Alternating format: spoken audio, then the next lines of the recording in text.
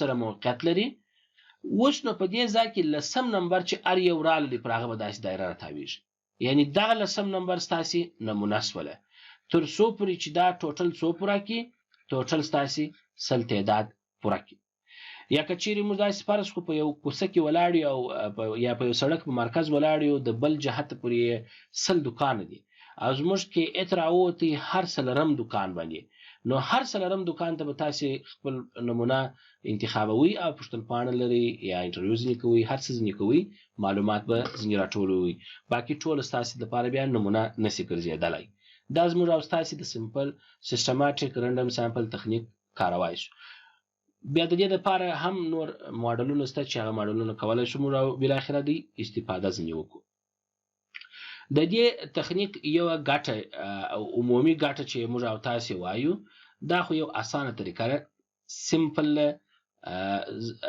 اتومات تاسې ته نمونه معلومه ده، ټوټل پاپولیشن معلوم دی، په تقسیم باندې راباسي کې اټ سامپل تاسې ته اتومات راوځي. بل ما درته وویله کاست افیکټیو ده، ستاسې څخه وخت ډېر نه نیسي، هغه مشخص سامپل مو معلوم شوی دی و هغه ته ورځي، کار ځینې اخلي. مګر کله کله د دې تاوانونه هم ستا چې رسېدونکی باید ورته متوجه سي د مخه در دې چې دا پروسه یوازنۍ توګه اپلای کړي.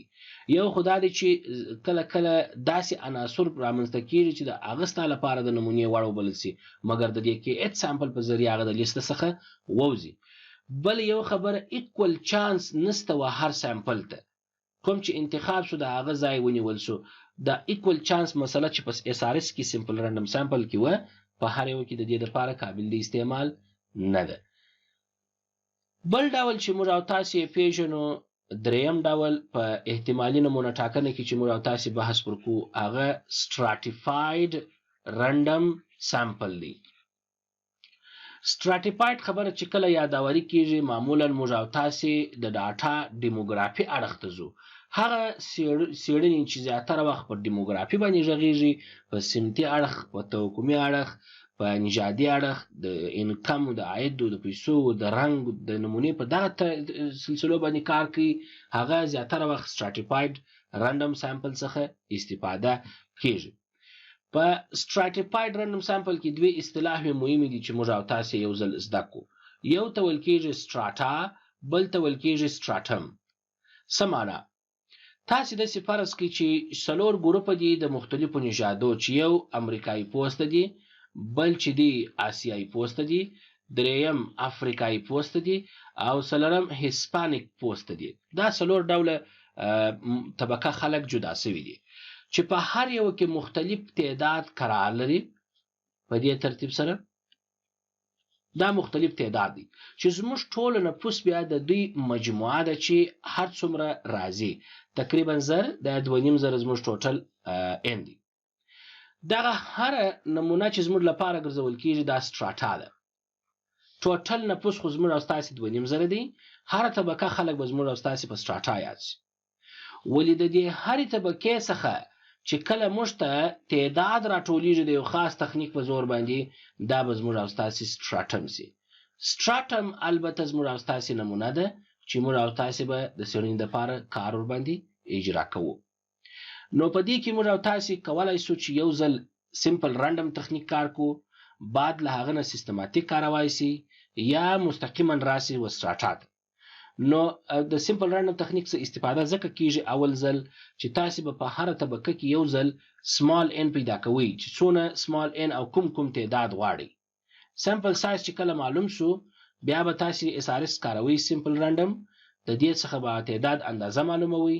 کله چې معلومه کړل، بالاخره به تاسې وا سټراټم ته هغه اچوئ، ستاسو لپاره به قابل د استعمال وګرځول شي.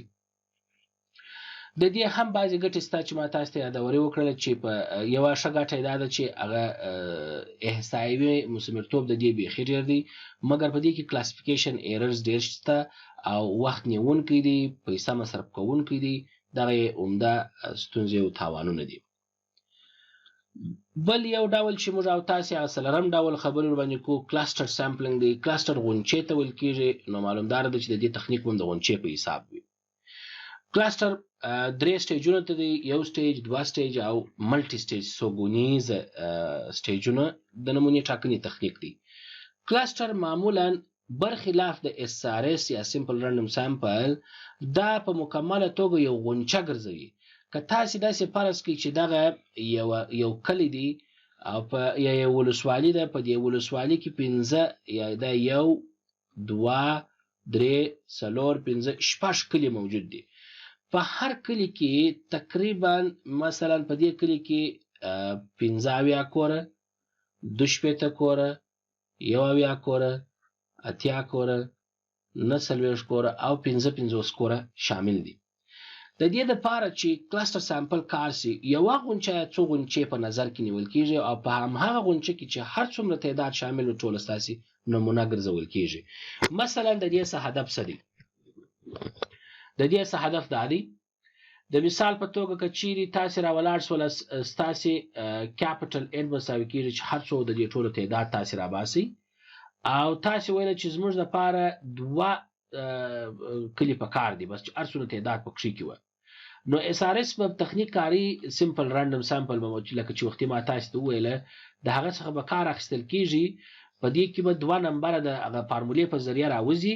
هر طبقه چې درته انتخاب شول هغه ستاسو د لپاره ټوله بس نمونه ده، ولو که په هغه کې هر ډول طبقه خلک شامل وي، اوناس وي، سپېژنې وي، ځوانان وي، کوچنیان وي، دا ټوله به ستاسو لپاره د نمونې وړ ګرځول کیږي.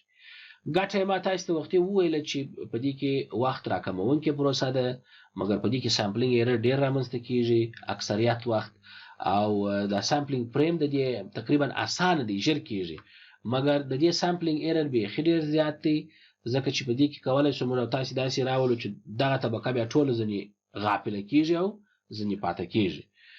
نو موږ تاسو دغه څلور ډول تخنیکونه په احتمالي نمونه ټاکنه کې لرو چې بیا دا د مختلفو نورو تګلارو په ذریعہ موږ کولای شو قابل استعمال کو کارځنی